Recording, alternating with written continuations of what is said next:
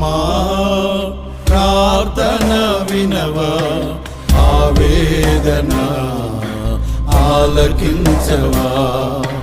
దేవా మా ప్రార్థన వినవా, ఆవేదన ఆలకించవా.